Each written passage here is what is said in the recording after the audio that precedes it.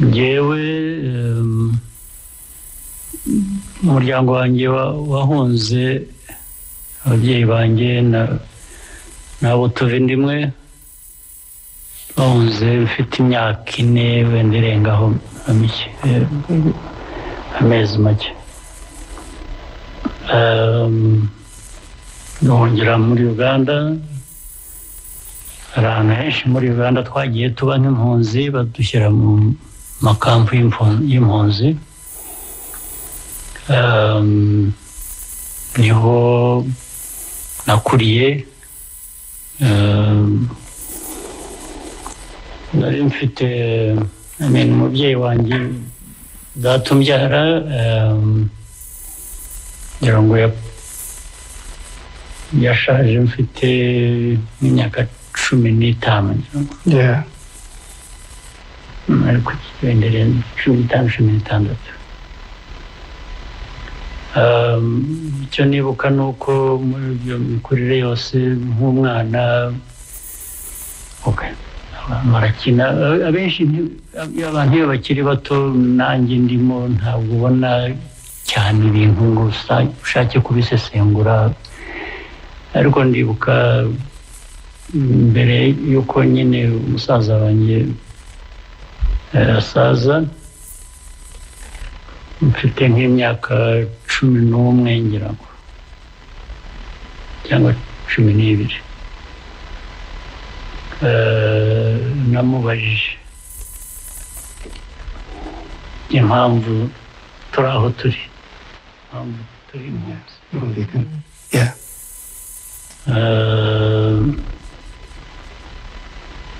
kubera ko wabonaga nyine umuntu wese byamugeragaho ukaba uzi ko reba gukura uri umwana ugakura ufite imyaka 10 cyangwa birenzeho ubundi umwana yashonje asaba nyina cyangwa se cyangwa ndi kumubwira ko ashonje ibyo bikaboneka ariko mu buryo bw'impunzi nabonaga bakuru banjye mbere abavutse mbere ndi umuherwe mu muryango wacu umuhererezi ndi bucura nkabona bankuye bajya gutora umurongo bategereje abaza kubaha iposho bari butahane ngo twese dusangire yego ubu ni ubuzima ibyo umuntu yabibona rero nkiri nk'umwana nk'imyaka 12 baza iki mpamvu turi hano kandi najyaga numva abantu bakuru bari aho bavuga kera wenda ntaranavuka nyine cyangwa iki hari n'amafoto nabonaga bari bafite ndi uruhinja bampagatiye bamvana mu bitaro aho babaga babyariye abantu bikanyereka ishusho ivuga ko mu by'ukuri kandi byaravugwaga birazwi umuryango wanjye ntiwari umeze nabi ntiwari ukennye wari umeze neza ku rwego rw'abanyarwanda uko bari icyo gihe bameze neza umuryango ukiri mu gihugu so hagati y'ibyo n'ubuhunzi ngira ngo niho hajemo ibyo numvaga nabonaga amafoto n'iki nkavuga ariko se kuki turi aha so umubyeyi wanjye ambwira amateka mfite imyaka 11 yego bitega amatwi ubwo ariko nyine nk'umwana warangiza ukava ukajya kwikinira umupira ukajya unashonje nta n'icyo bitwaye ariko uko yabisobanuriye anyereka ko nta cyaha ari we ari umuryango wigeze nta cyaha bakoze kugira ngo tube dutyo ahubwo hari ayo mateka na politiki irimo n'icyo arabisobanura icyo gihe sinabyumvaga bihagije hanyuma ariko uko nagiye nkura rero iyo image iyo shusho iguma mu mutwe mbitekereza yenda ngira nk'imyaka 20 iyo shusho yagumye mu mutwe y'ukuntu dushobora kuba igihugu cyari tukiri mu gihugu twari tumeze ubwo ni ko abandi ubwo ni kuri iyi mvuga nabitekerezaga ariko n'abandi nabonaga twari kumwe aho ngaho nibwiraga ko nyine bigomba kuba ari uko bari bameze neza bari bafite ibintu bihagije cyangwa bari batari bifite ariko bari batekanye bari iwabo bari mu gihugu cyabo so aho rero niho hakomeje kuvamo uko gutekereza ko kuvuga ko mbese bisa n'ibikangura umuntu ndetse binamutera kubaza ko ni mu byita kuribwaribwa ukibaza impamvu ari uko byaba kugira we byabaho kubera iki cyangwa wabikugira afite uburenganzira bwo kubikora aho rero naho haguye havamo kugenda tujya mu bintu bitandukanye ndetse nabonye n'umwanya nakoraga nkora naje no mu Rwanda ndi mutoya tujya tubyumva ngira ngo naje 77 bwa mbere 77 n'umunani n'icyenda itangira ubwo ni gatatu naje gatatu nayaganza hariya uyu mujyi wose ndahuzi buriya bagiritse hariya Nyamirambo ndahazi zose za Nyamirambo ku Muhima Kiyovu ndayizi cyane buriya hanyuma nkajyaza n'uriya muhanda uzamuka ujya mu mujyi uvuye hariya bita ni Sopetrade hariya hose uko hazamuka peyazi mbega mpagenda n'amaguru jyenyine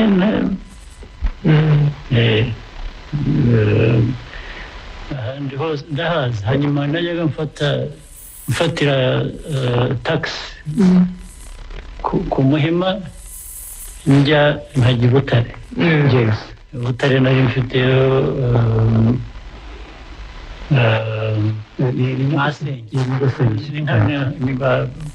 mama nubona ajya gusura base bavindimwe sinzi ubu base bavindimwe se wa mama na se ubona yagusura abari abavandimwe ngo bari nka mu Kinyarwanda babyita mu nyina wabo ariko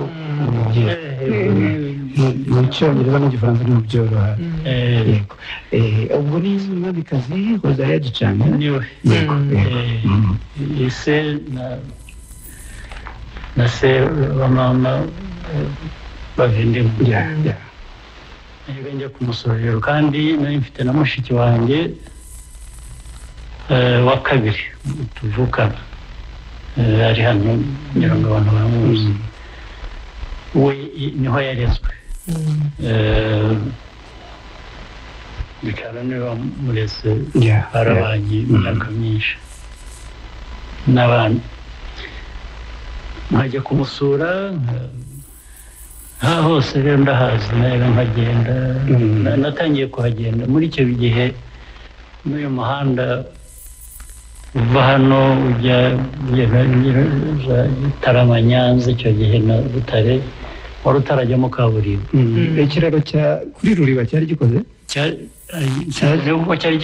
imodoka yageragaho bikavuga nk'amabati ndabyibuka so tuba hano nkagera Butare ivumbi mu mutwe usa na kaburimbo. So ndahazi rero ubwo narega mpagenda kenshi ndetse nkajya no muri Universite ya Butare. Hariyo abantu nzi, hari umuntu wari narinzi twari twariganye i Bugande,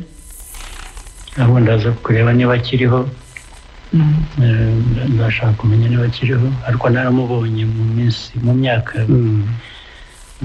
nk'icumi ishize naramubonye. Yari hano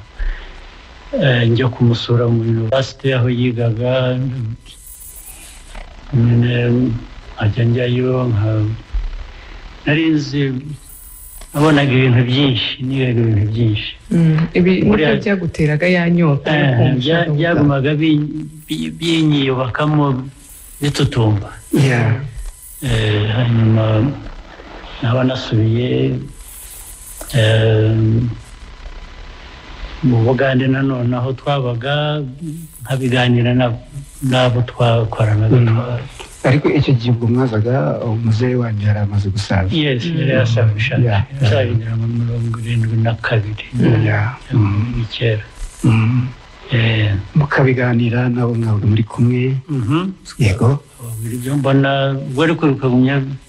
munashakisha uko byagenda gute kugira ngo dusubire iwacu, ariko ntubibone uko byagenda. Hanyuma tuza kugira amahirwe, bamwe muri twe haba ibintu by'impinduka muri Uganda bituma twisanga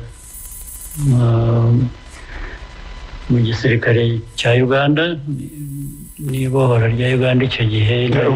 Cyari igisirikare cy'igihugu cyangwa cya Museveni? Icya Museveni,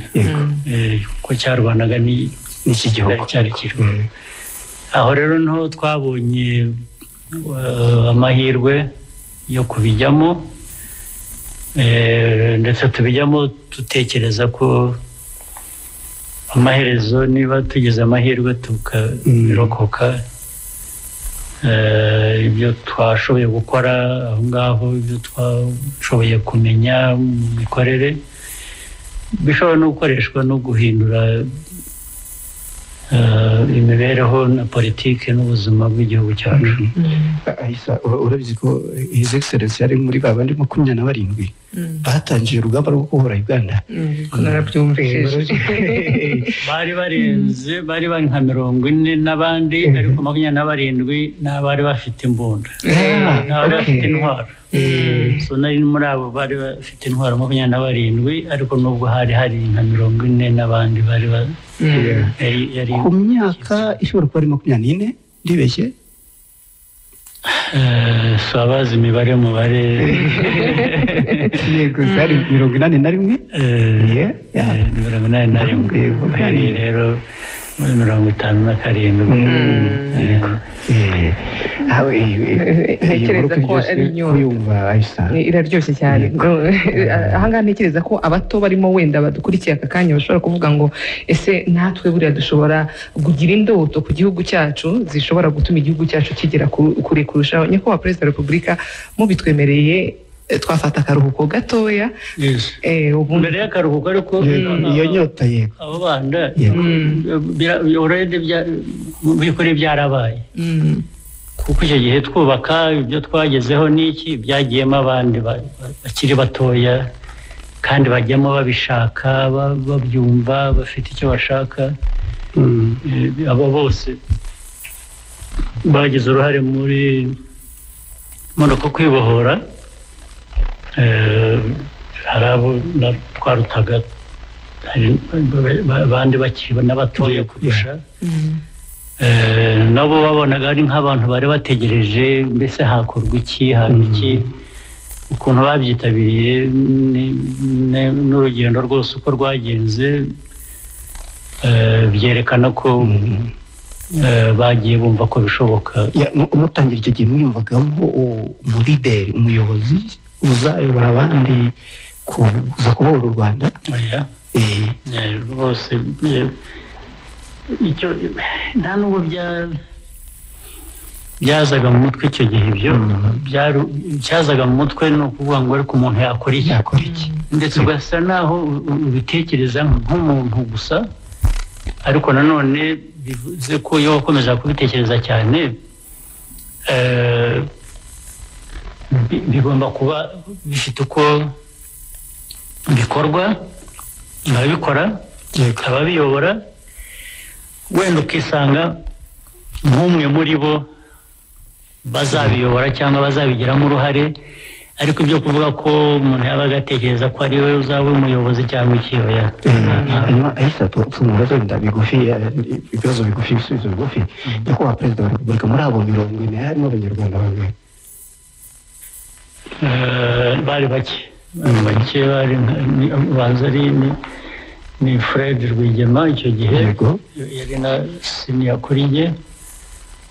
yarakuze yarankuriye muri ibyo ngibyo sinzi ko harimo undi umunyarwanda ahubwo abanyarwanda bandi bajemo nyuma mu by'ukuri hajemo mujya mumenya bitwa ba Dodo baje kuza kuko igice twagiyemo niho hari n'iwabo icyo gihe muri ibyo aho babaga bitaga za Kiboga aho byagannye tuvuye za Kabamba tukaba tugana nyuma yaho bitwaga harimo na